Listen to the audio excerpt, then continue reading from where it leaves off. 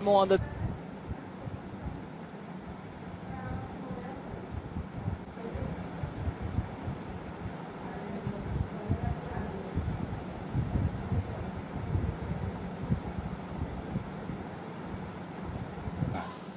Юу ярих вэ? Тест үзүүлж өгчтэй. Сили спортивд бас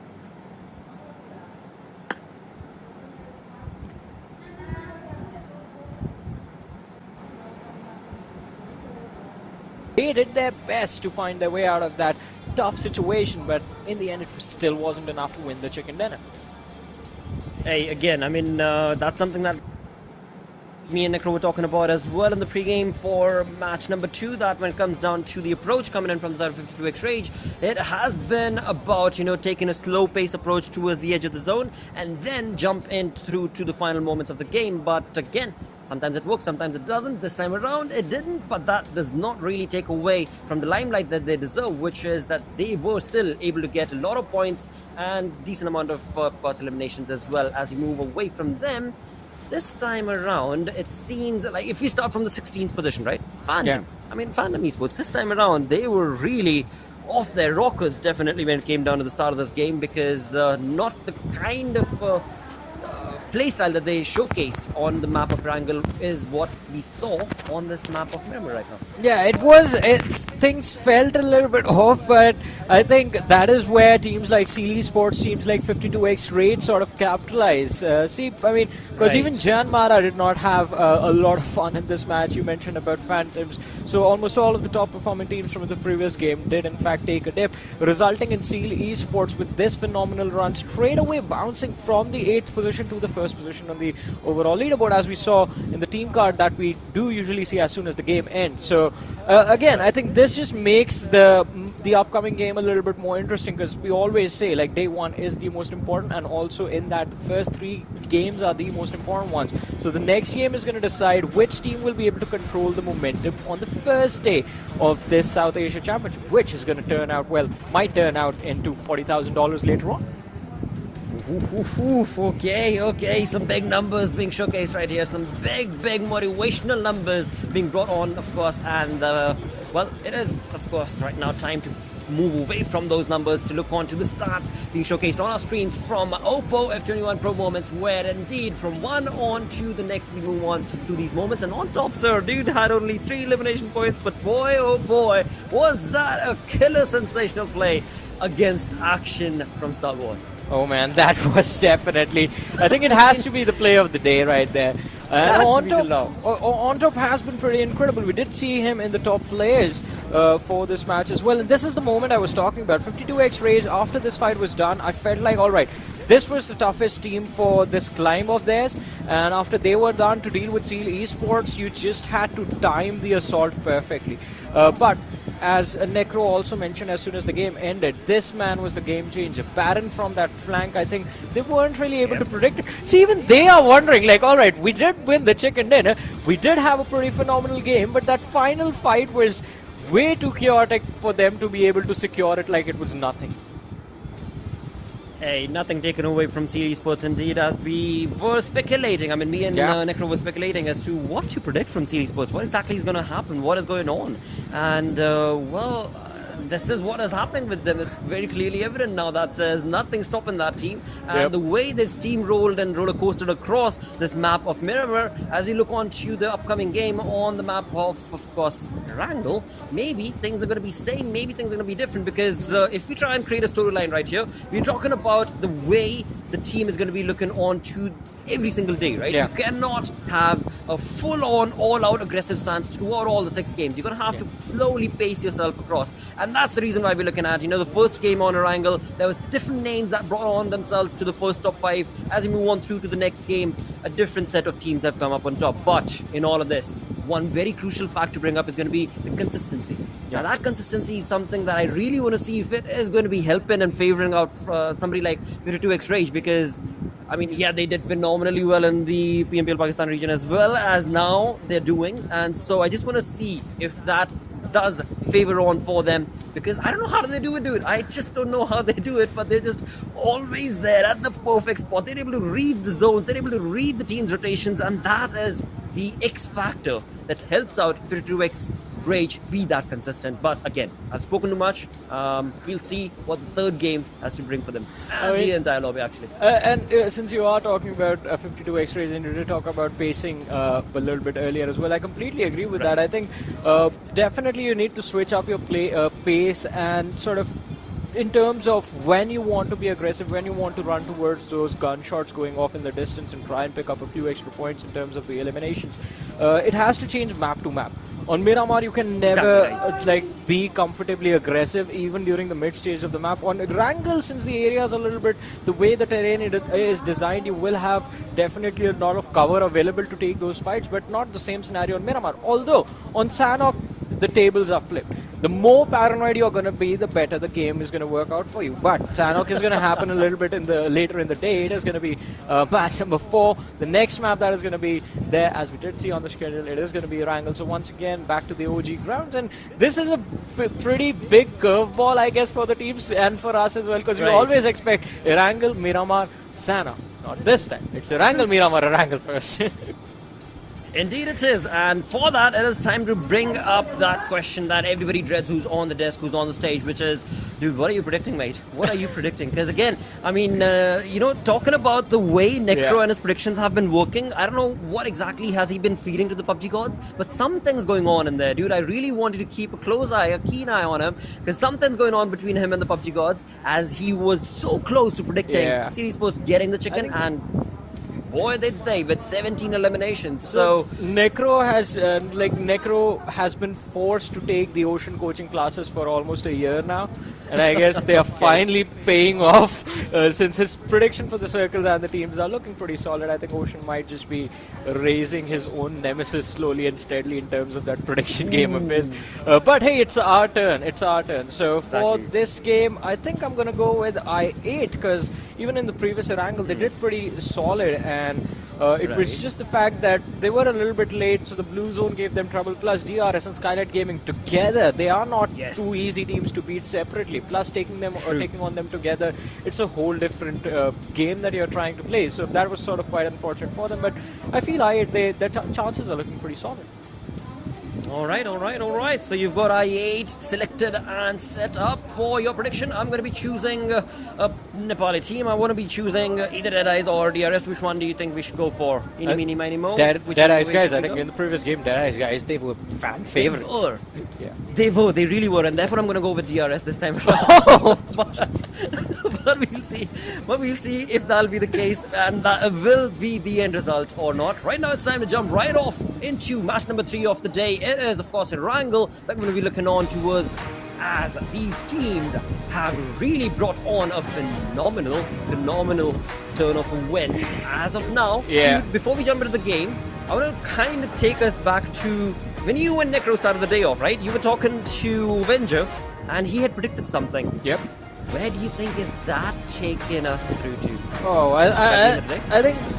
I think that might happen, but it's early in the day, right? If Freestyle can go on to secure a chicken dinner right now, then it's definitely going to be a very, very good possibility that we might see Freestyle sitting on the first position. But if this game does not go their way, then there's going to be a lot of pressure on the next 3 games that are going to happen. So this has to be the decider for them. And again, even in the previous Wrangle, we noticed that there was a very big cluster of teams dropping towards the western part of the map.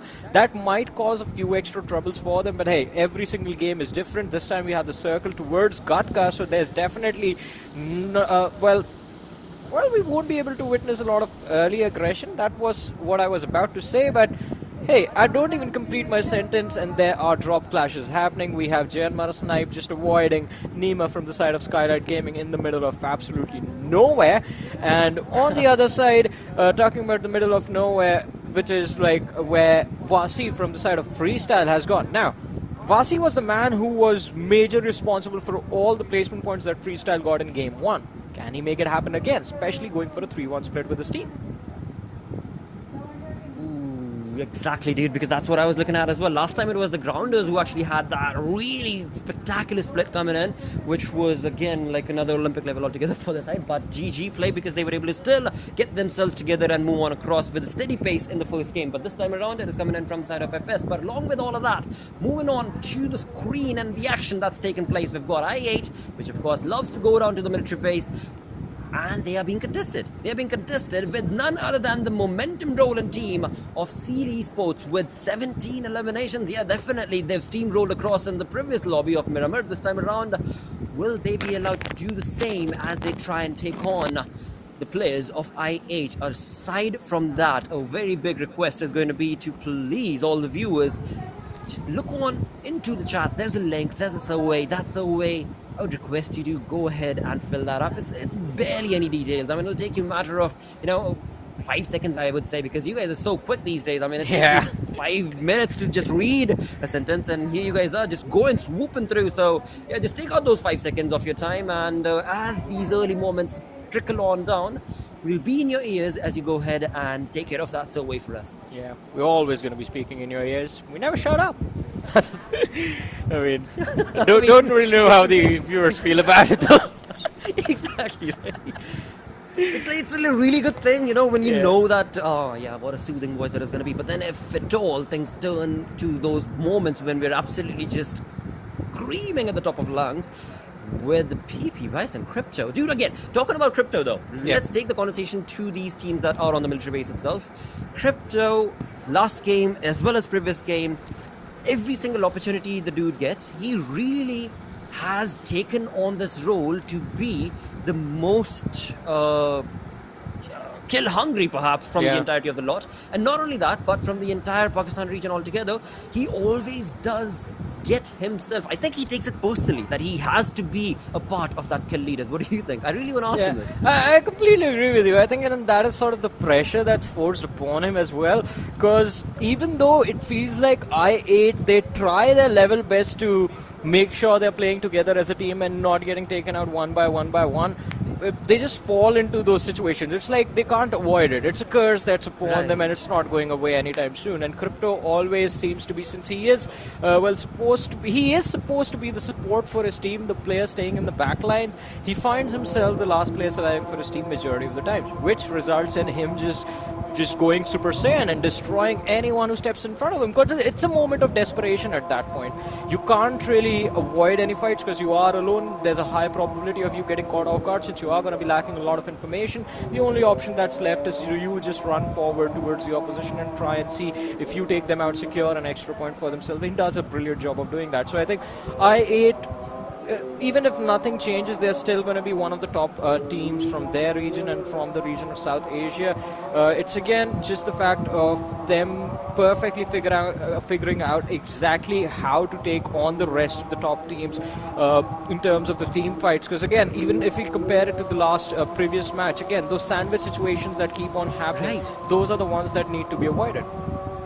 So true, so very true indeed, and that is something that I8, as you so perfectly mentioned, do somehow find themselves again and again. And this time around, it seems that the early contestation that was being predicted between I8 and Seal is not going to be taking place, as Seal Esports have decided they're going to be moving away from the military base. And looking on the map, it seems they are wanting to get into the water. They're wanting to cool down a little bit with the steamrolling start that they had in the previous game, and maybe get into the more comfortable side of the zone per se, as are the other teams as well. But in all of that, one name always sticks out, and that's going to be the late rotating side of 52X Rage, as they have already found the edges of the blue zone and they're sticking comfortably in that role, and slowly they'll trickle down away from that northeastern front, and we'll see what the pace is going to be for them. But I'm just keeping this in the viewer's mind that, hey, just remember 52X Rage was there, right? And then we'll come back to them 5-10 minutes later and they'll be on a completely different part of the map. And okay, let me not say too much because I don't want to jinx it for them, or even worse, give them the casters. That is definitely going to be the worst possible scenario out of this, but let's see. We're just going to be hopeful for basically every team. For now, for us, at this moment, everyone is just going to be trying to play their best. We hope not everyone can win, but we're just going to hope whoever makes it to the final, like the top 3 teams, we're going to just try and see if we can figure out who we are rooting for when we have the top 3 in this match. But for now, again, not a lot of action. We do have the players of IHC quite close to the players of TUF, but since this is mid-rotation collision, TUF will be allowed to get away from the situation quite easily. Alex is isolated, so TUF, it looks like they are quite hungry for this fight, but Edgar needs to be extremely careful. Alex taking a massive chunk of damage. Oh, the jump shot, it fails! And Edgar with the UMP finds the knock but runs out in the open, and IC with a trade. So it is a turnaround for IHC. They do find the first blood, the opening in terms of the elimination, and Alex is still just bleeding out outside the watchtower. There is an angle, in fact quite a lot of angles available for IHC for them to protect their teammates, but Joker is going to try and see if he can secure the finish point with a little bit of utility in his hands. And in fact, oh, look at this, that's impressive. He finds the second knock. Can he get the third? Oh, Zol, you got lucky, he fell back. That was so close, dude. That was so brilliantly played out coming in from the side of TUF indeed. And in doing so, I mean, this team, the past 2 games that they've been a part of have really not been the good start for their side. But this time around, the way they're keeping a charge of this fight and keeping things in control and check is really phenomenal and very well played from the side of this team of TUF. And they've got all the information on Zeol as well. They know that he has to be around in this vicinity because they've already taken care of the edges and the extreme corners. But all in all, the one player in the back, I cannot see what the name is from IHC, but that one player in the back is going to be Godless, and that is where the entire fight is going to be fought from right now. Let's see what the end result of this fight is going to be. Again, Godless and Zeol, 2 players surviving from the side of IHC, make that 3 as IC is going to get a revive, but Alex, he's just going to bleed to his inevitable demise and sent back to the lobby. TUF still looking quite solid. They have lost one of their own, but it was an even trade from either side, so not a lot of trouble for them. They have gone for a pretty wide flank with Virus. Look at him in the distance now, trying to approach Godless. I feel like he is going to try and take this man out in the backline. Thor as well joining his teammate towards the western part of, well, western edge of the situation, and, well, IHC, they are looking to fall back now. Now, both the teams, they are going for a safer play.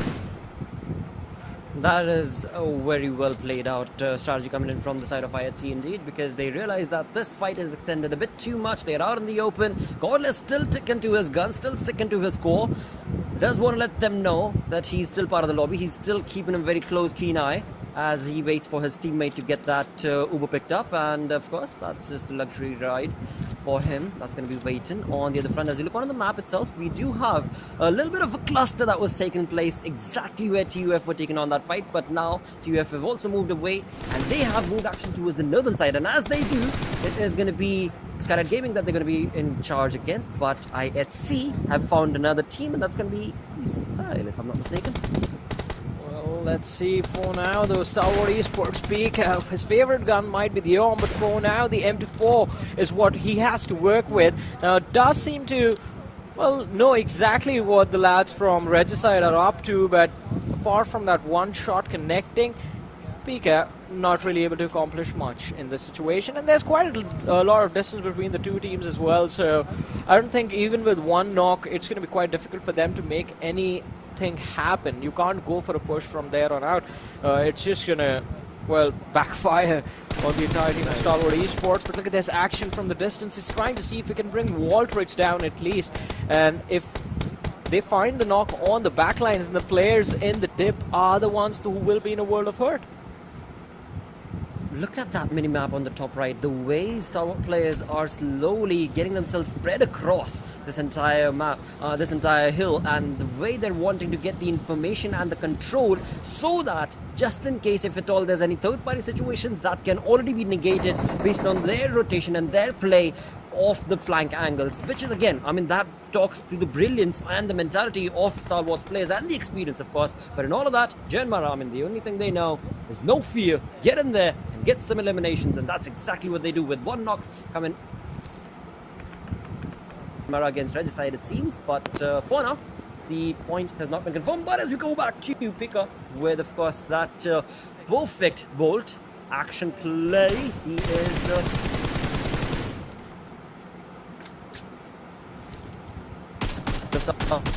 at elimination point. Well, let's see. No fear. Again with the DP in his hands. Oh, this is going to be perfect for him. A little bit of extra damage on Voltrex, but the finish is going to be missed out upon. And Voltrex does go behind the rock and will be getting a revive in a few short moments. But look at the shift of the circle. It's towards the western edge of the previous one. And that is just going to cause a lot of chaos for almost all of the teams that were cluttered up towards the Pochinki side. Janmara being one of them, who will have to abandon their safe haven of the city and move west out in the open towards the Gatka fields. Well, TUF, they are looking pretty solid for now. But Skylight Gaming moving towards them. That's not good news. That's definitely not good news. Then coming in from the rear is going to be, of course, T2K as well, apparently against Skylight, if at all they plan on stopping there. But in all of that, I mean, T2K, they've actually got a two-man split coming in. So Jane from the side of T2K is actually pretty much in the center with the green dot, and two of his players, his teammates, are right behind Skylight Gaming's approach. But for now, in all of this, it is going to be the compound right now in front of our screens that is going to be in favor of Vixie, all by his lonesome, and his teammates, of course, are hopefully going to be around in the vicinity from the side of Phantom Esports. But as of now, he's just letting his teammates know, or not teammates, sorry, his opponents know that this compound is taken, mate. This is not vacant. This is not going to be allowed for your approach, dear misters. Please stay away. And again, moving away from dear misters to sirs, we've got Deada's guys.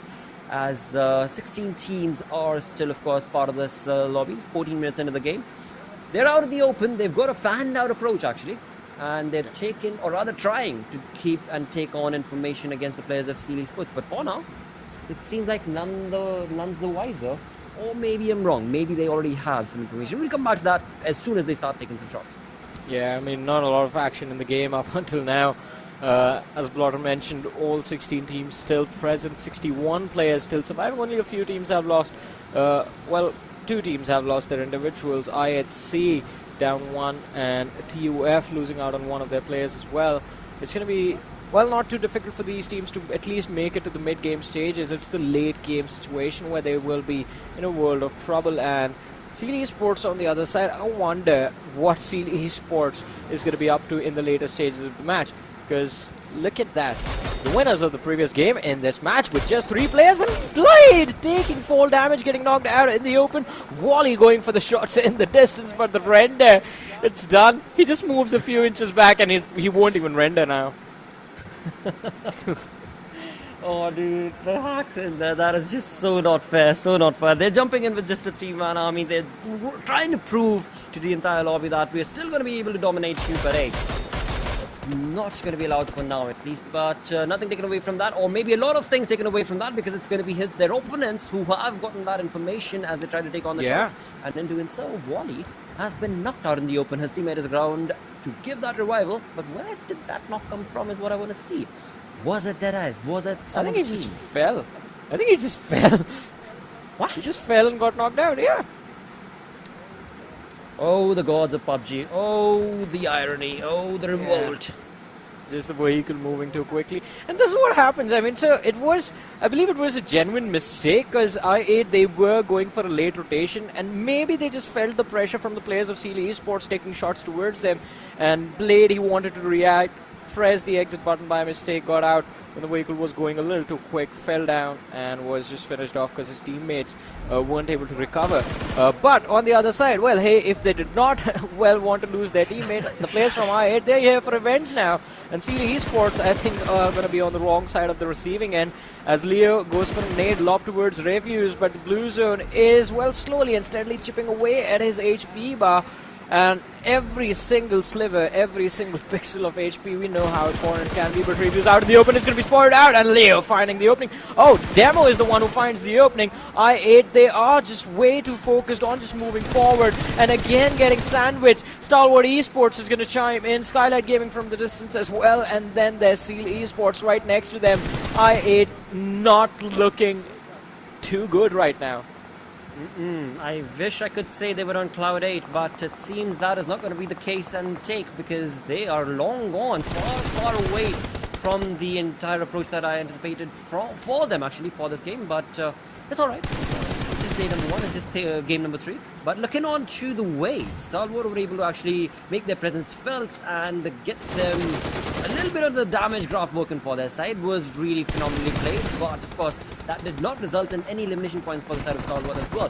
On the other front, I8's Crypto still making a mark before the team goes down, getting on high voltages players, and IHC right in front of our screens, of course, as I see bringing down the players of Deadeyes, and it seems DRS as well as Deadeyes, the two teams that I predicted, are not having a good game. Well, definitely. Our predictions, well, they are ending the teams. Well, they're putting the teams in not a really good position right now. But let's see. IC was knocked out as he went for a charge on the players of Deadeyes, guys, and Zero going for the pickup with a UMP now has to go for a revive on his teammate Alex, as we did see him getting picked up a few moments earlier by the players of TUF. Did result in the players of IHC just being left with a 3-man roster. But hey, there's the first squad wipe of the match. And it is going to be high voltage being forced to take an exit early in this matchup by the players of Stalwart Esports. So now this is when the real fun begins in the Gatka circles. This is the extreme late game stages, and since we had a lot of teams till now, majority of them are going to be wiped out. But hey, I did not expect Skylight Gaming to take an early fall in this one. They have been eliminated on the 15th position. I was just about to point that out. As soon as the camera panned and you were about to say, oh, this is where the fun's going to begin, Skylight Gaming's final player just burns down. Yeah.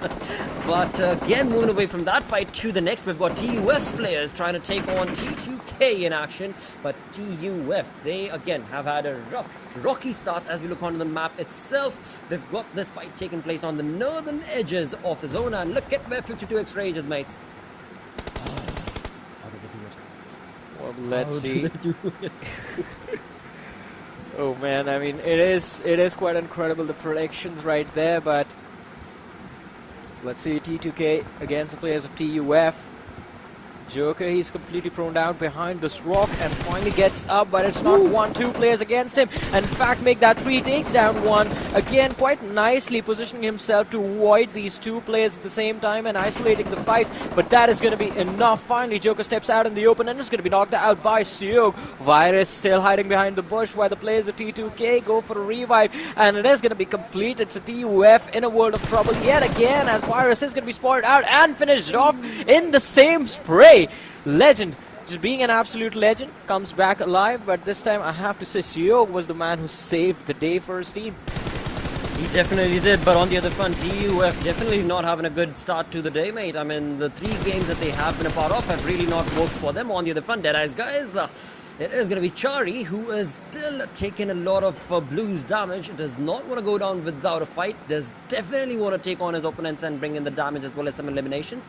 But all of that resulted in null, as FS was still able to get themselves away from that tricky situation. As we can see in the minimap, that one small little dot in the brown and the blue is not looking too good and happy. But Stalwart is again not looking too good or too happy, it seems like, when it comes down to this fight right next to the Grounders, as 4-man army of the Grounders, Black and Jigsaw in one compound and Sensei and Shoptar on the other, have taken on the nade parades to the face of Stalwart. But that definitely is not going to be enough, because Pry is going to be able to get that revival done. And again, I mean, this was the moment for the Grounders to be able to push, and if not nothing else, make some push. If not push, then some Molotovs on action, but nothing worked out for them, and they just stood stud ground, and in doing so, they've kind of lost that lead and edge. But let's see, it's still a 4v3 situation, so it's still out in the open.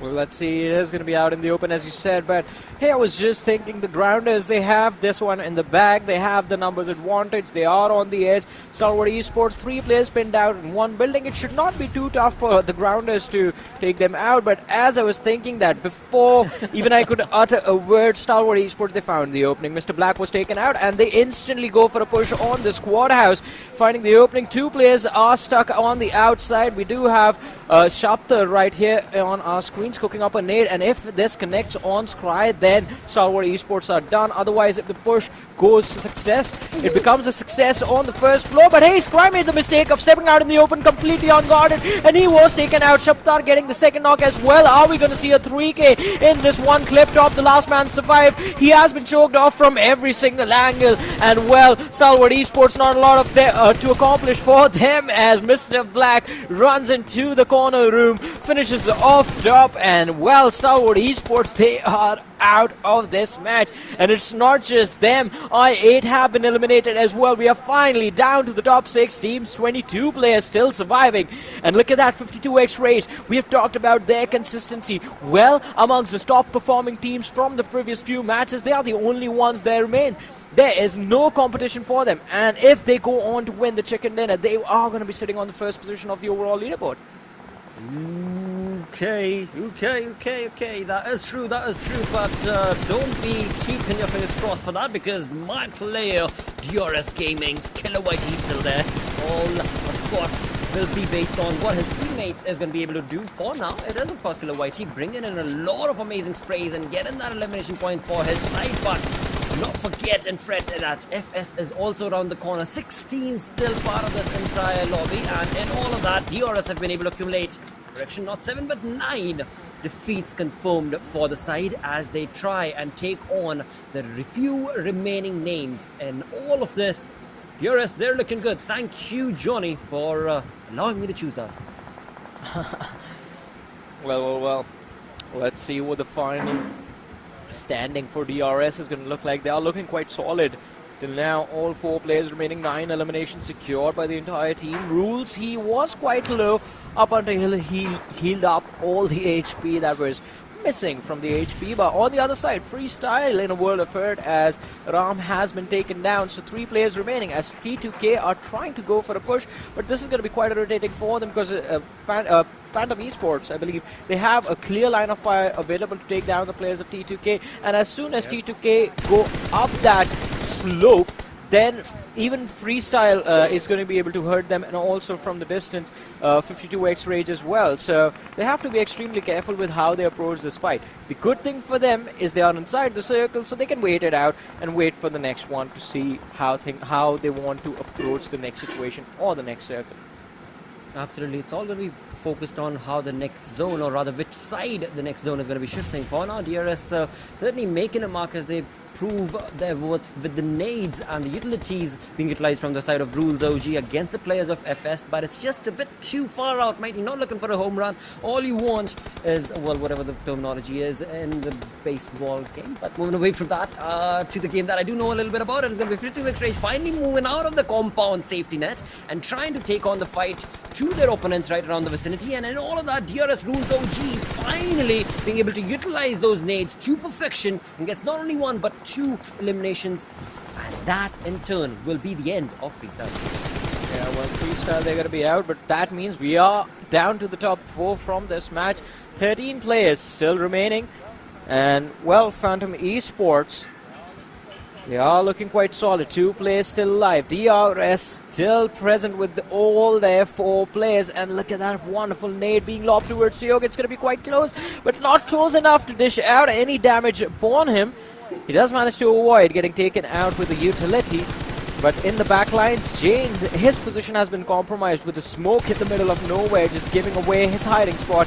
But that is not going to deter the players of T2K to do what they're trained to do, and that is get those kills. As we did see Seog in the elimination feed, just securing an extra point for his team, and 52x Rage, they're not looking too solid as they have lost one of their players as well. Well knocked out, in fact not finished off. But on the other side, DRS finally going for the first 2 knocks secured. Just 1 last player remaining from the side of T2K, and it is going to be an important squad wipe for DRS, because look at that, 13 eliminations already. If they manage to wipe out all 3 players, the number jumps up to 16, and that is going to give DRS a massive jump in terms of the overall rankings. Well, it definitely is, but will it be allowed? Because we still have 52x Rage right around the vicinity, who are actually playing it a bit too safe with this small little valley and the dip that's working for their side. On the other front, I mean, Phantom, of course, they just had 2-man army that has been brought down to a 1-man squad. Is not going to be able to do much but survive as long as he possibly can. And it is all down to DRS and their play that they're making right now against the side of this team. And 52x Rage is going to be their next team to take on. 15 eliminations already confirmed, 15 defeats, 15 points already confirmed without a chicken dinner for the side of DRS is already looking phenomenal and ludicrous on this match number 3 of the day. But it is still not yet done. With 3 teams remaining, DRS absolutely going to look on to get that chicken, but not before 52X Rage can say something in that, and that's going to be faster with his perfectly set up nade against Rules OG. But I spoke too soon as Molotov comes in to just completely pins it down. 52X Rage's players, but my apologies, DRS's players, and 52X Rage. Now it is theirs for this game for the taking. Well, this has to be their game. DRS Delta out in the open has been spotted out, and a lot of damage dished out upon him as well. 52X Raids, they complete the push, they complete the mission. DRS being forced to take an exit on the 3rd position. The chicken dinner has been taken away from them, but 52X Raids, in order to make it more worthwhile, in order to cover up the difference, they have to make sure that even this final man, even this final point is going to be theirs. Should not be too difficult for them. I mean, Slipknot, he's out in the open, spotted out, finished off, and there's the point, there's the chicken dinner. We were complaining, not complaining, we were impressed with 52X Rage already before the match started. Like, they won the trophy without any chicken dinners, and with the chicken dinners now this time, I think the thing is going to be a little bit easier. Eliminations, 9 secured, total 24 points secured from this match, and the jump is impressive. Well, alright, so I thought they were going to be sitting on the 1st position, but hey, Sealy Esports had a pretty decent run in this match, a pretty decent run of their own as well, so they do manage to hold on to the 1st position, or maybe someone else on the 1st. Who knows? Not me, definitely. Again, that will be the storyboard confirming that for us, but looking on to the way this game was played from the side of DRS, ludicrous amount of defeat points is what they got, but of course 52X Rage, they're sticking to what they know best, which is knowing how to read the zone, knowing how to make those rotations work for them, and that again, I mean, just worked out perfectly for their side, as we did see them walk away with the chicken dinner along with the 9 defeat points. I mean, it's just honestly, I was raging. I was honestly raging as to how are they able to do this, mate. I looked at them during the PMPL Pakistan region as well as I was casting them, and I was like, all right, wow, gee, amazing, dude. How do you guys do it? I really want to know. But now, I know for a fact that they've got a strategy. I know for a fact that they are just so phenomenally good. I mean, it seems like Ocean and Necro really have a competition now. I mean, in terms of zone predictions, sure. I mean, the IGL has been impressive throughout the day. And I think this is something that's just going to keep the other teams on their toes. Because, I mean, especially the teams from South Asia. Because everyone was prepared to take on I-8, but no one thought about this new team coming into the action. So it's going to be quite interesting to see what the standings are going to look like later on in the day. Well, before we jump in towards that, it's time to take on a short little break. We'll be right back. Stick around.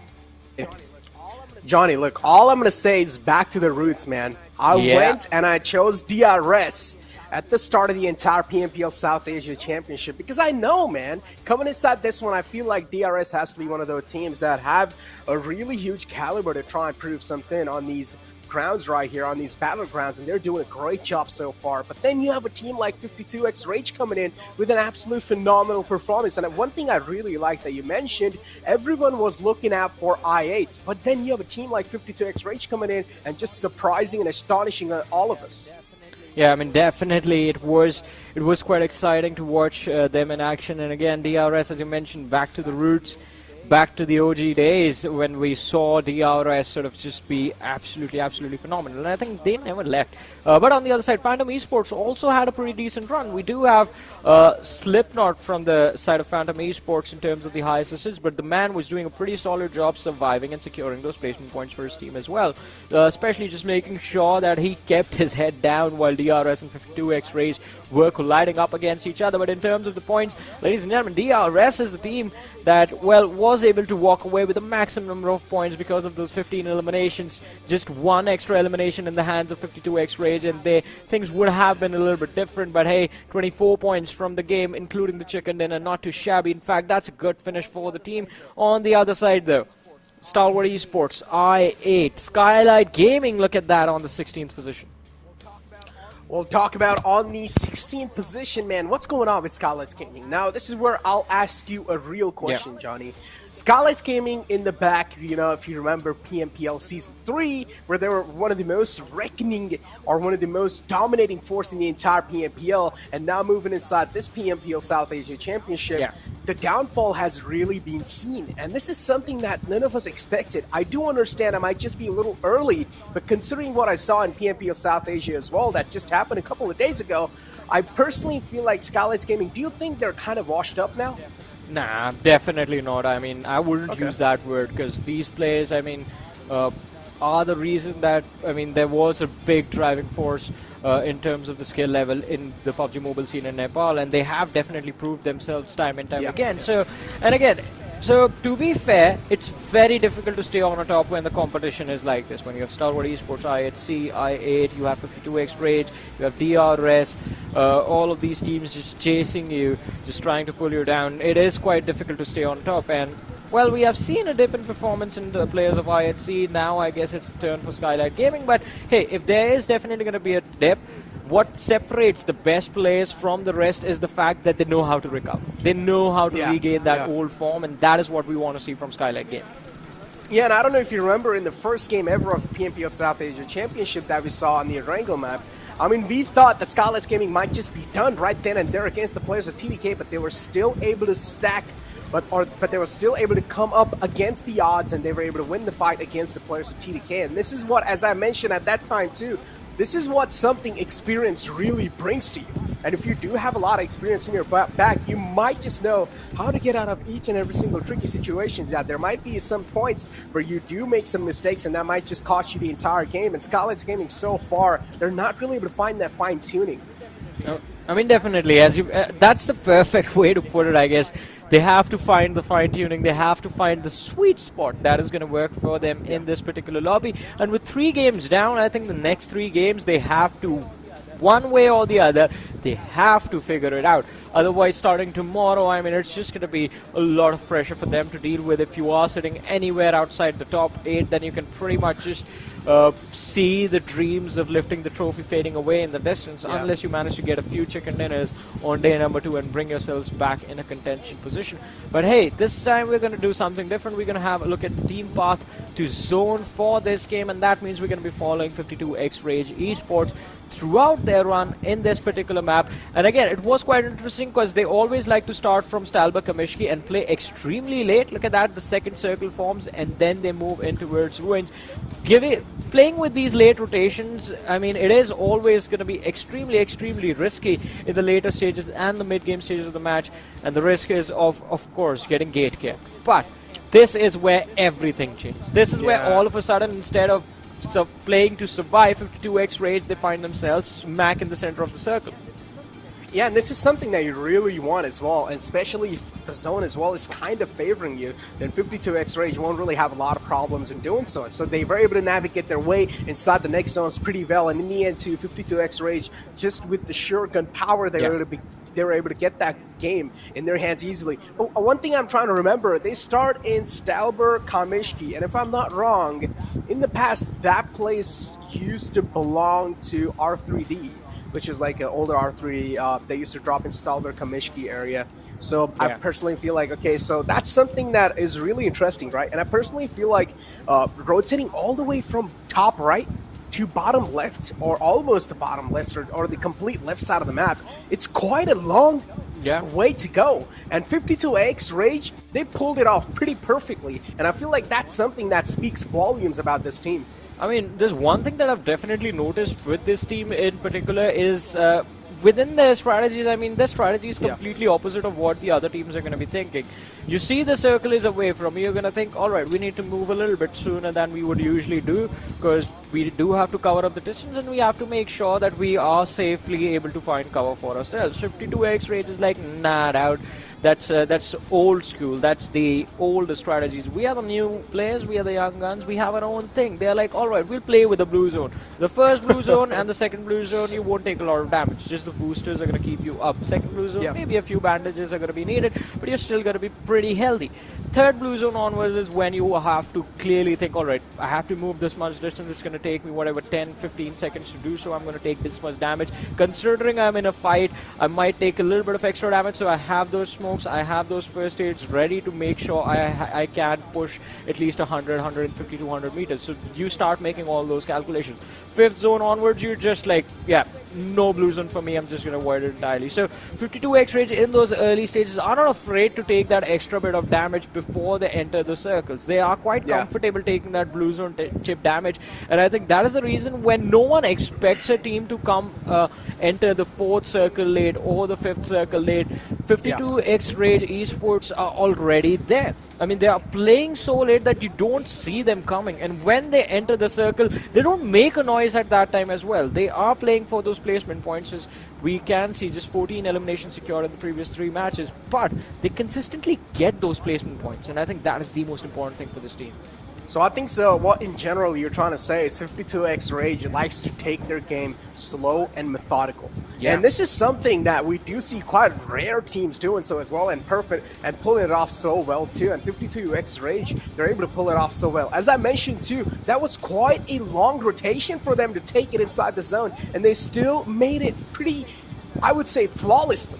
A perfect rotation from that team. They're able to pull it off without any sort of troubles. And then you have the overall rankings in front of us, and 52X Rage are currently sitting right underneath the players of Seal. And this is something that speaks volumes about this team. As we do take a look at the latter half of the board, and Stalwart Esports are on 9th spot. Johnny, did you expect this or not? Definitely not. I mean, you're talking about Stalwart Esports on the night. Look at the IHC. They're sitting on the 12th position with 17 points. Who would have thought that is going to happen? Who would have thought teams like IHC, Deadeyes, guys trained to kill, are not going to be able to make it into the top 10? But hey, again, still just day number 1. 3 matches down. We have 3 more matches remaining. So these teams do have a chance to redeem themselves. And talking about the upcoming matches, the next match, ladies and gentlemen, it is going to be played on the map of Erangel. And talking Sanhok. Erangel just happened. We have Sanhok happening next, and after that we're gonna have Erangel. And this time since Ocean is not here and we don't have anyone to just make the rhymes, make the poems for us, just start quoting Justin Timberlake lyrics to us, we switched up the rotation. This time the days are gonna end on Miramar or different maps. Today is gonna end on Miramar. Today's going to end on Miramar, so it's quite interesting, right? Something that we're throwing a huge curveball. But Johnny, it's time for prediction. It's time for the real stuff now. All right, if the prediction's wrong, Johnny, what punishment do you want? Okay, we don't do punishment. Punishments are for our guests. Okay, look, we have to do something for the viewers, all right, if the predictions do go wrong. But I'm going to go with Stalwart Esports. What about you? Stalwart Esports. Alrighty, I'll just pick at random. I'm going to go with Regicide in this one. I want to make things interesting. Okay, so Johnny's doing something out the box. So ladies and gentlemen, Johnny picking Regicide, and I'm going to go with Stalwart Esports. And of course, chat, if you guys also do want to vote for a team, or if you guys do want to predict a team, make sure to go to PUBG Mobile Esports South Asia YouTube page, and make sure to type vote space your team tag that you guys are rooting out for in this game, and you guys will be able to vote for that team in general. Yeah. So even for you guys, we have a nice prediction stuff going on. But ladies and gentlemen, without any further ado, we're probably going to be heading inside the game soon, Johnny.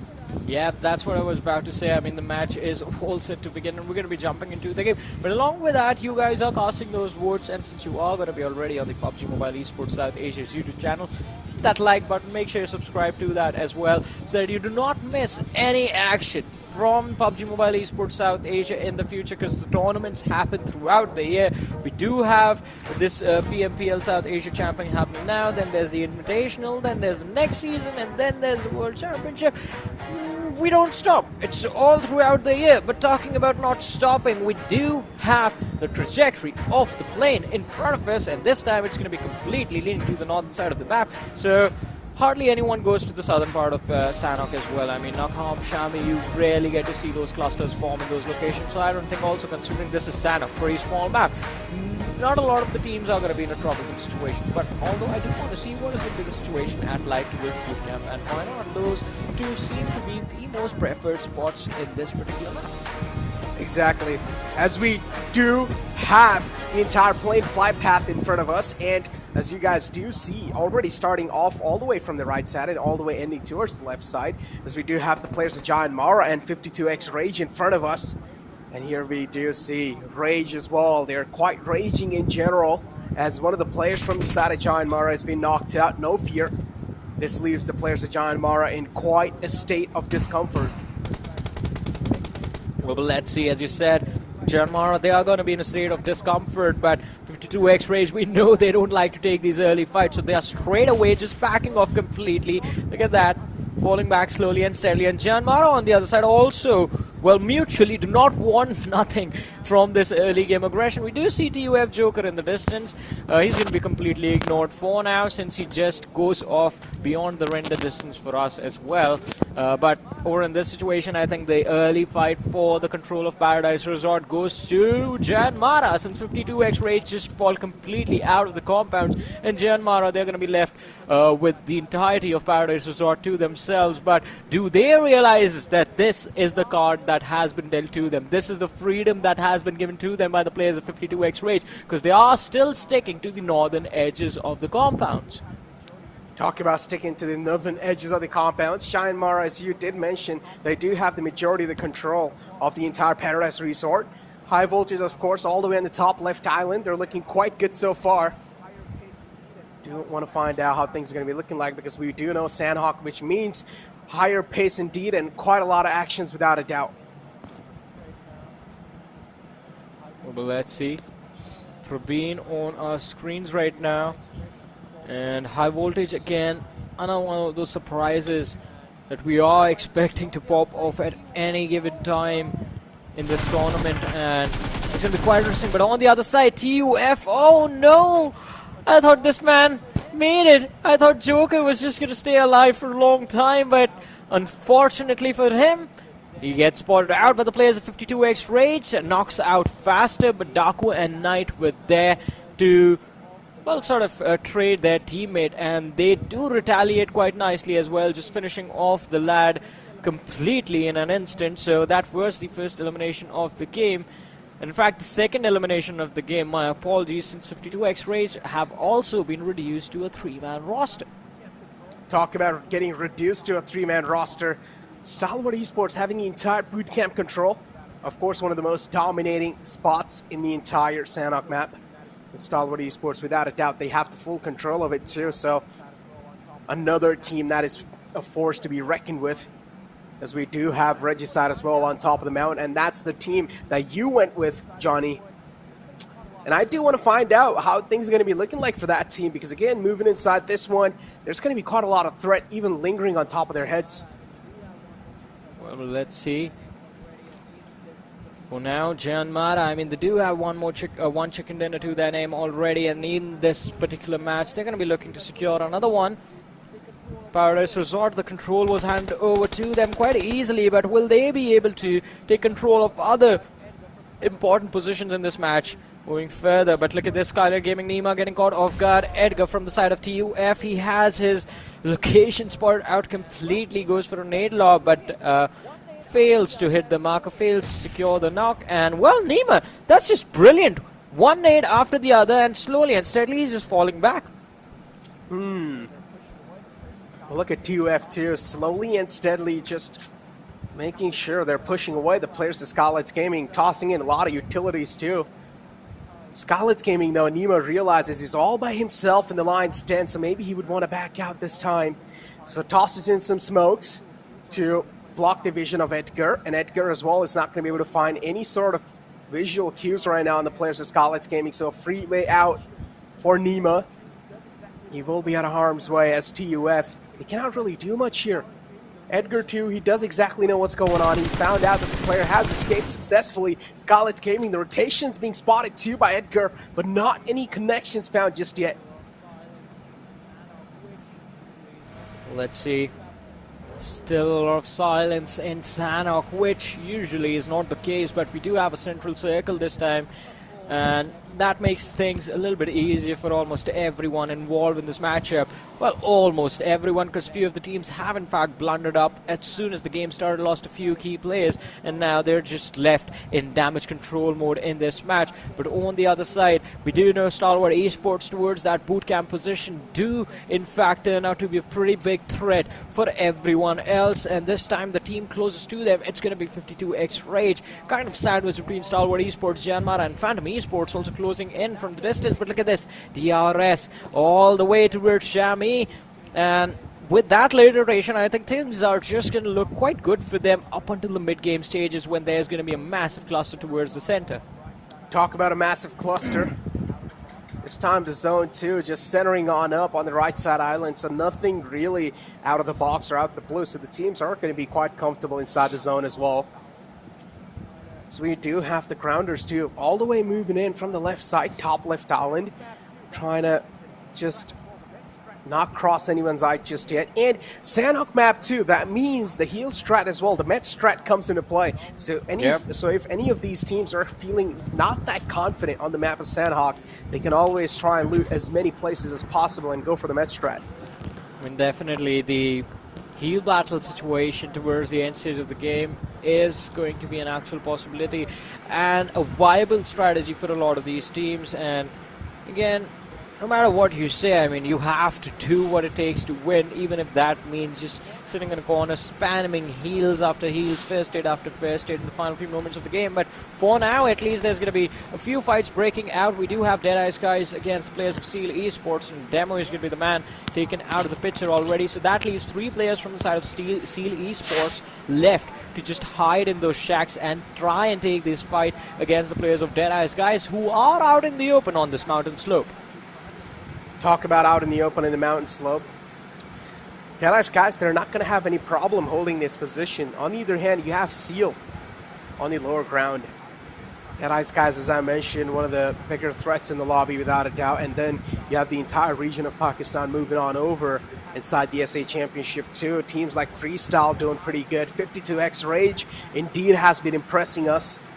I do want to see, though, what IDs have got in their backpacks too, because IDs so far, they're currently sitting at 7th spot in the overall rankings, which is indeed not really a bad spot to be in, but still, I expect a team like I8 to be in top 3.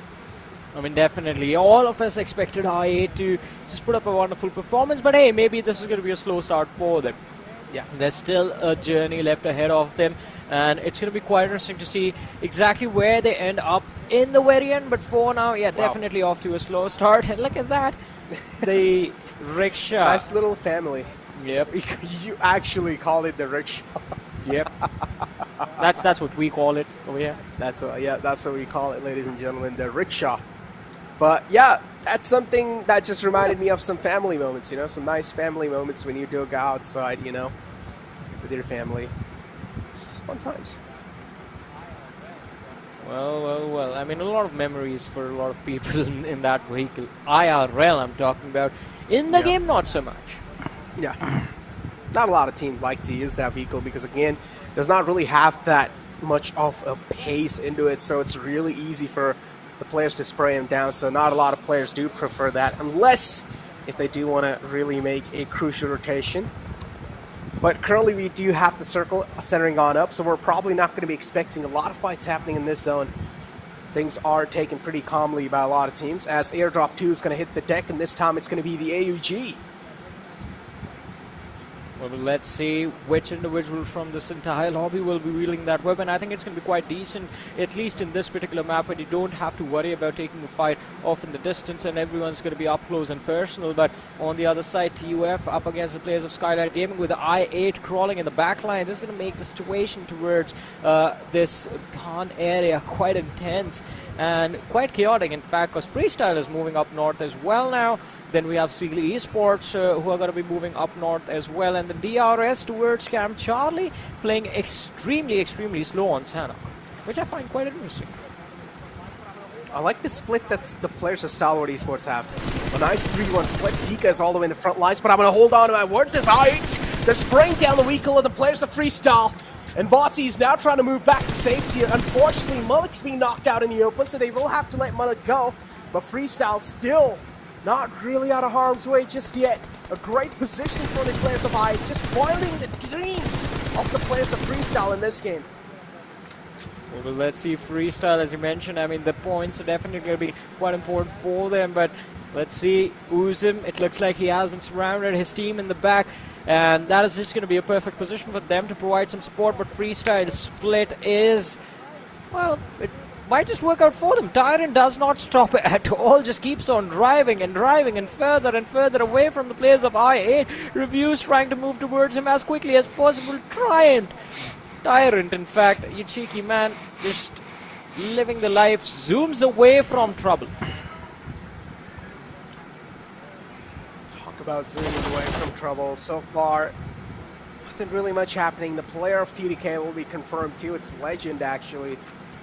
One of the big pillars, or one of the key pillars inside the team, is already being taken out. Big threat neutralized in the lobby. And TDK is one of those teams that really like to take their time in the overall rankings. We've seen TDK at the starting days. TDK, they like to measure. They like to just wait. They like to study. And then in the later days, that's when TDK starts going ham. So the slow pace, TDK is truly the masters of that, and they've so far mastered it, and they've also shown a little bit of demos of that in the PMPL South Asia. But I do want to see how things are going to be looking like in here, though, especially if you do know teams like 52X Rage are playing this one. 52X Rage absolutely putting on a phenomenal performance so far, coming inside from the Pakistan region. Indeed has impressed all of us.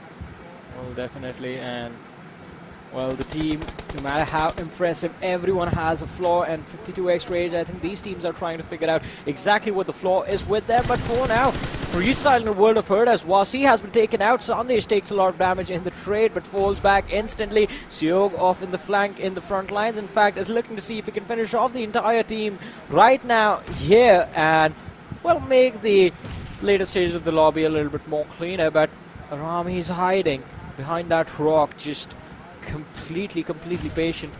Tyrant right in front of him. They have avoided one team so far. I8, they were able to dodge, but Train to Kill, they are just blocking their way. And I think the decision that was made from the side of Freestyle was to take control of these compounds, but they weren't really expecting any challenge. Oh, Leo, he had the DBS in his hand, switches over to the M4, finds the knock on Rules, who just ran out of this house completely unaware. And Leo, that was a very ballsy play, because he was standing right in front of the door, not moving even an inch. He was literally just standing still out in the open.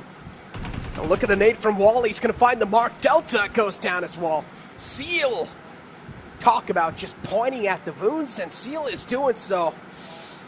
Oh boy, who is going to heal the wounds now that have already been inflicted on the players of DRS?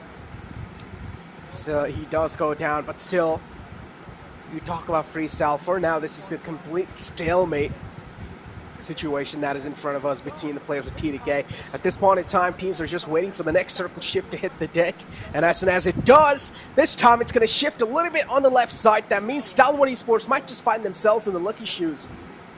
Well, definitely, and let's see how lucky they are going to be, though, because it's still not going to be easy for them to secure the win over chicken dinner. But hey, Let's look at this. So the audience's prediction right now for this game is Phantom Esports. 36% of the audience has voted for Phantom Esports. 29% of our viewers have gone for Dead Eye Skies. And well, on the other side, I8 on our screens. 8% of you are supporting I8. They seem to have taken down one of the players from the side of Skylight Gaming and are looking to go for a push now.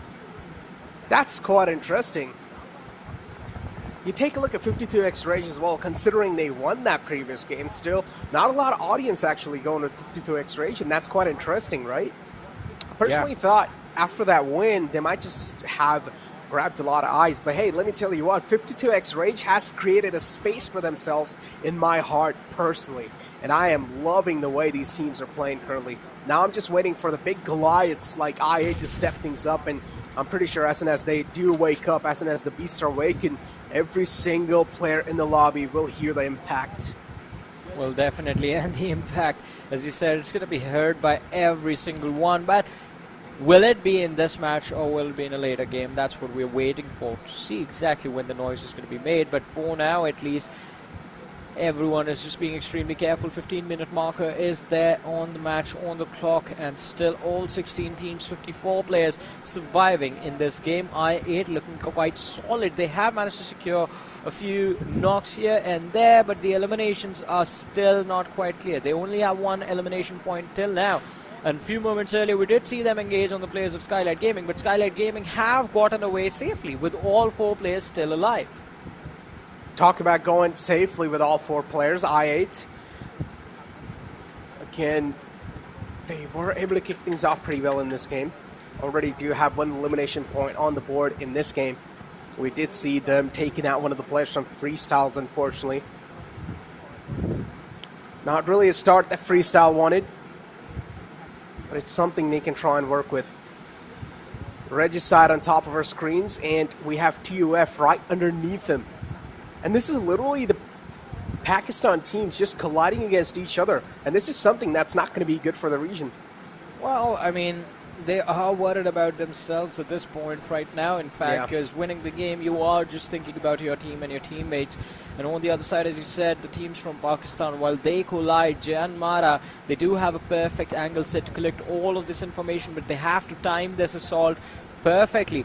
Wait for the teams to start fighting. As soon as, well, you see players going down from either sides, that's when you jump in. But in the middle, there's that X factor from the side of Freestyle, the last player remaining. Tyrant, he's hiding in the middle of nowhere, but on the other end, I8 see Alex with the nade being lobbed towards Mr. Black from the grounders. The nade does connect, damage was dished out, another one lobbed in the same direction, and Alex finds the opening. The knock is going to be secured, but the trade is going to be there from the side of the grounders. Now Sensei is going to be traded out. Advantage to the players of I8C. Zeol, he's going to try and go for a revive and hope he does not get pushed upon, while IC goes for a push of his own to try and wrap up and secure these eliminations, secure these finishes as quickly as possible and give no opportunity to the players of the grounders to recover as a 4-man roster. Talk about recovering as a 4-man roster. Alex gets slapped down as well. One of the rookies from the side of IC, and he's able to prove himself quite well too in that roster. He's able to gel up with not a lot of time. But we do see the players of Regicide. Your pick, Johnny. And they already have 1 man knocked out under themselves. Insane goes down, and that's something that Regicide isn't really looking out for. Mafia Ninja gets spotted out too. Edgar was not really able to get a glimpse of him, but finally he does. And as soon as he does, he's going to cut off his lifeline. Well, but let's see. Mafia Ninja, just a few pixels separating him and an exit from this matchup. Oh, the feet were spotted out. He's out in the open for a few more seconds. No, he's on the other side now. Edgar is just going to miss the opportunity completely. But look at this. The push from I8C is there. And, well, just the last player surviving from the side of the grounders. Godless, just being an absolute god, going for the push behind. The Rock is going to jump on top. The shots from the UMP doing the job. And, well, that's the finish. The grounders have been eliminated. In fact, are the first team to be wiped out completely from this matchup. Who's going to be the next? We're about to find out, as the numbers from the side of T2K are also going to be reduced. They are down to a 2-man roster in this matchup, and I8, they're doing a pretty phenomenal job, but the trades are coming in from either side. I8 have one of their players knocked out as well. What just happened to Skylight Gaming? They just run for the revive and get another one knocked out. Exactly, just running out in the open. Unfortunately, in the spam of the smoke, TUF, they were able to connect some nice, crucial shots. Another man from the side of Scarlet's Gaming just goes down, and this is not an opening, or this is not a start that Scarlet's Gaming were indeed looking out for. Look at Scarlet's Gaming, they're also getting eliminated by the Wall of Death, and we do know on the map of Sanok, the zone is a bit too cruel, so you'll have to respect the zone as much as possible. TUF2 is going to be right there. But again, as I mentioned, if things do go south for your team, you can always just rely back on those med strats, as Ayat as well now finally just chiming up in the kill feed. And Stalwart Esports 2 are able to just inflict some pain and hurt on the players of High Voltage. Seeing a lot of fights happen indeed, but for now it's a little stalemate between the players of I8 and TDK. Let's see, I8, as you mentioned, I mean, T2K, they are not looking too solid, just one player remaining, I8. They do have the advantage, but Crypto, not enough HP. Oh, Siogi's been poured out. The spray from the UMP, it connects, and finally, there's the exit, but I8 Bladed on the other side is going to be taken out by AJ from the side of Skylight Gaming. It's all these teams with just few 1-1 individual each remaining, and they're all fighting amongst each other, which is not going to work out for any of them. But TUF, look at this push against the players of Red side. Thor barely surviving, and we do have Nocto on top of this rock finding the knocks. Just one player remaining from the side of TUF. Nocto is going to have to heal up. One more knocked out from the Red, and Mara, they are here, and they are here to capitalize on this situation. T2K, they are going to lose on their players. Well, TUF are going to lose out on their players, and Regicide loses out on two of their own. Now, the last player surviving from the side of Regicide is just going to be happy that he did not take any hits on himself, and is still going to be healthy enough to survive for his team and secure those placement points in the later stage of the match. It was actually Giant Mara just third-partying the entire frame, knocking on the doors of Regicide, and that's something Regicide did not really expect, so they got caught off guard. Freestyle Tyrant's currently outside the zone, and he's also taking a lot of damage on himself, but now he also wants to go for the confirmation. He smells the blood. He wants the elimination point in his pockets too. But Gunner's quite out in the open. He's taking down quite low too. Playzone as well is inflicting a lot of pain and hurt. This time the Playzone's not going to be blessed, or not going to be blessing any sort of players again, and Tyrant just peeks out and instantly cuts off the lifeline. There you go, the Playzone as well is being quite cruel to a lot of teams. Stalwart Esports has ball against the players of High Voltage. This fight's been going on for quite a long time.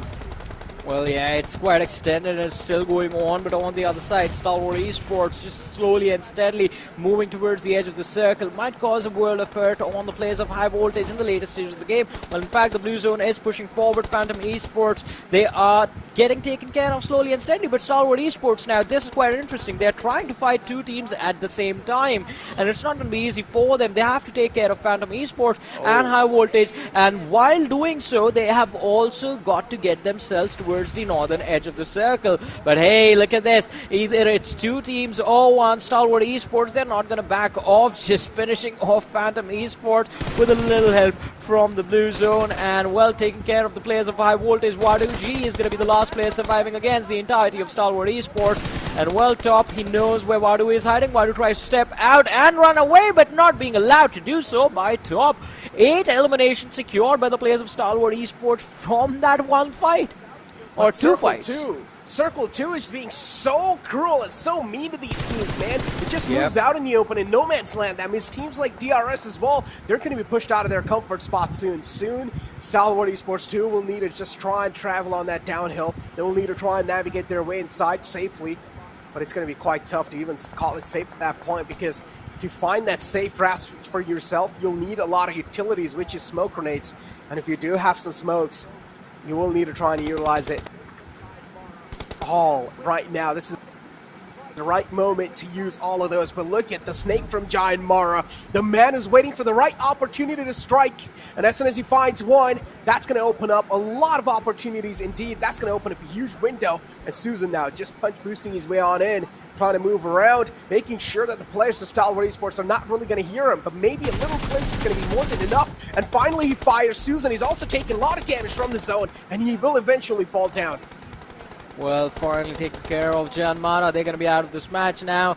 down to the top 5 teams remaining in this game. 9 players still alive. Stalwart Esports, they're going to be there up against DRS and Dead Eyes Guys. Now, Dead Eyes Guys have been spotted out top, taking a few shots as well. Shifu is going to be knocked out. Last 2 players remaining, trying to run away from the blue, but from the flank, DRS putting up a lot of pressure on the last 2 remaining players from the side of Stalwart Esports. Pika is going to be taken extremely low as well. Oh, Chari!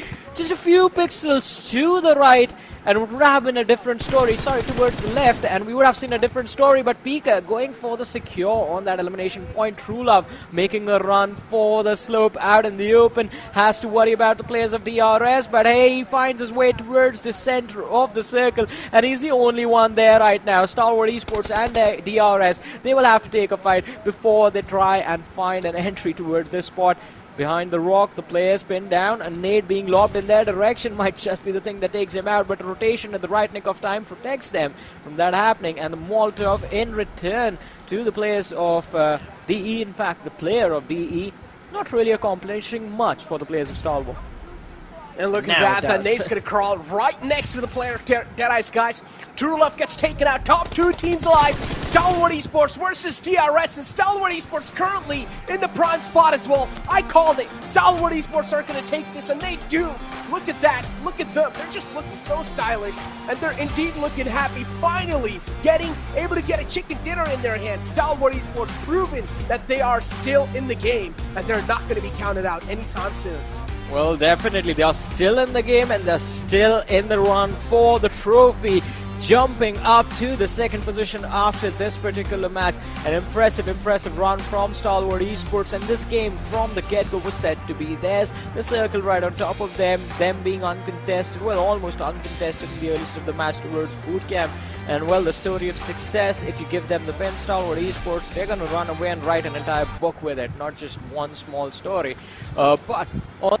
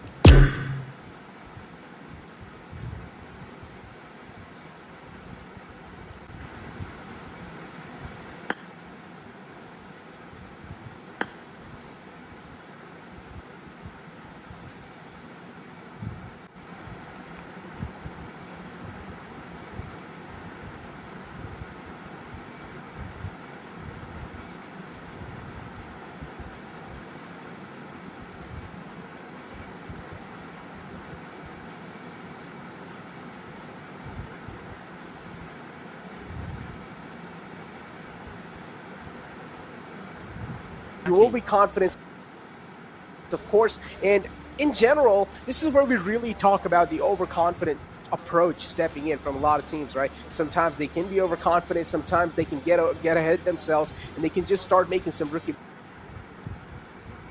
mistakes, and that's what we've seen happen a lot of times in the past. But for now, ladies and gentlemen, let's move on over to the Oppo F21 Pro moments, and let's find out how things really kicked off in the previous game.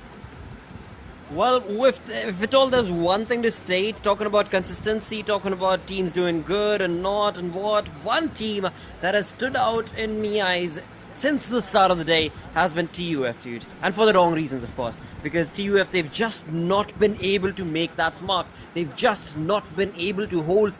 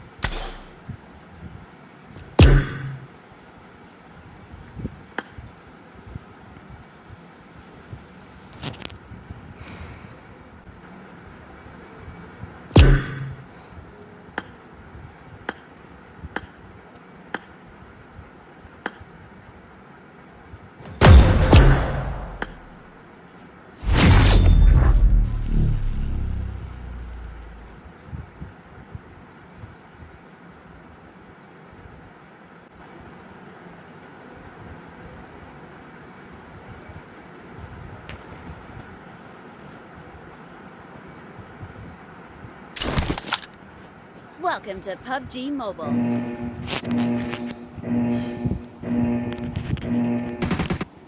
Team match, let's go.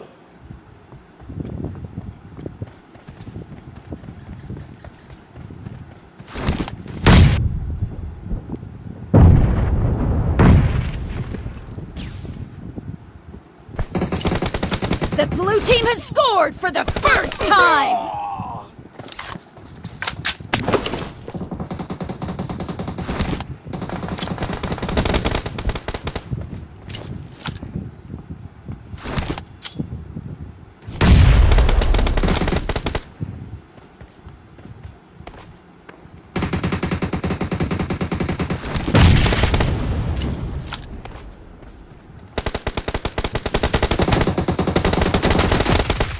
Cover me!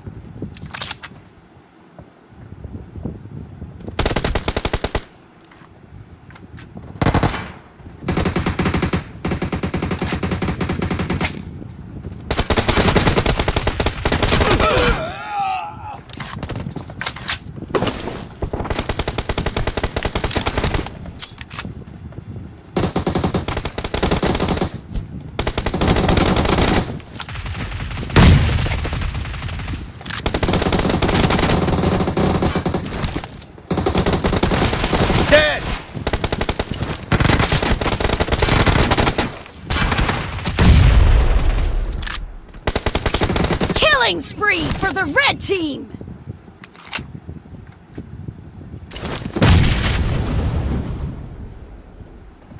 Killing spree for the red team!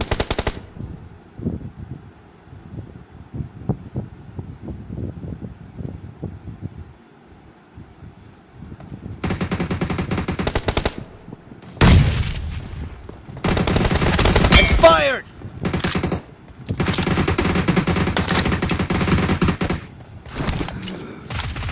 Dead! Reloading! No mercy!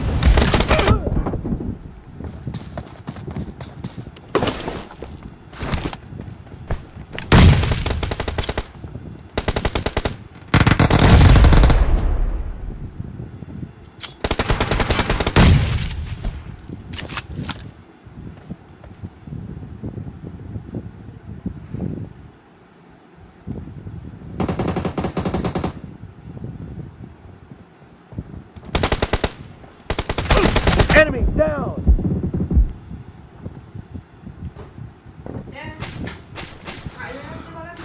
Cover me! Reloading!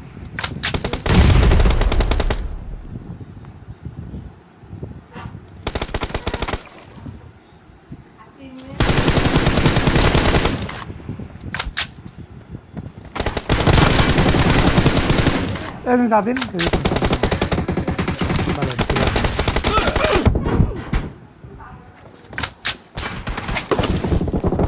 The red team is in the lead.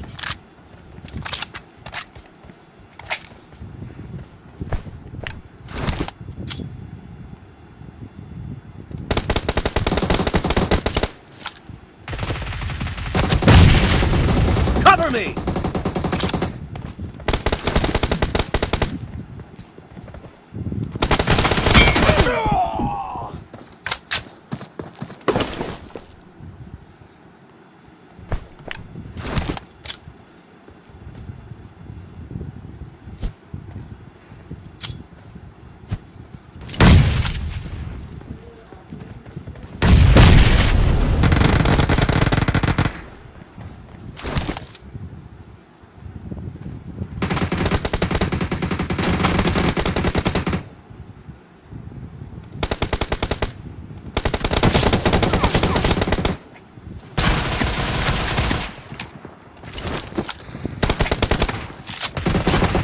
Kill! Reloading! Marked a location.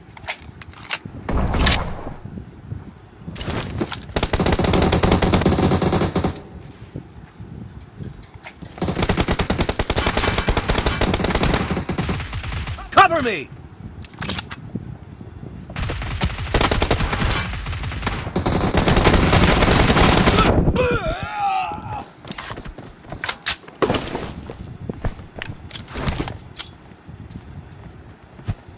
Half of the match is over, and the red team is in the lead.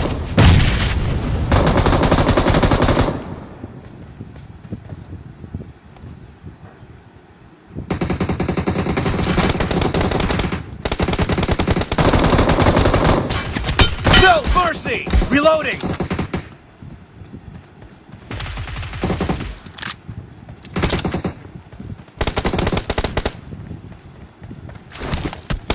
Killing spree for the red team! Be careful! You're losing the game! The red team is about to win!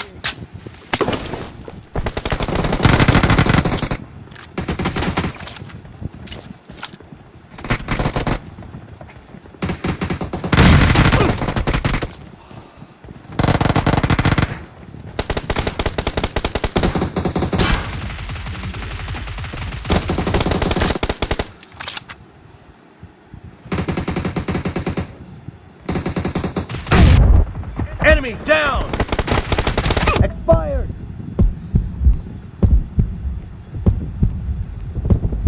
Red team victory! Cover me!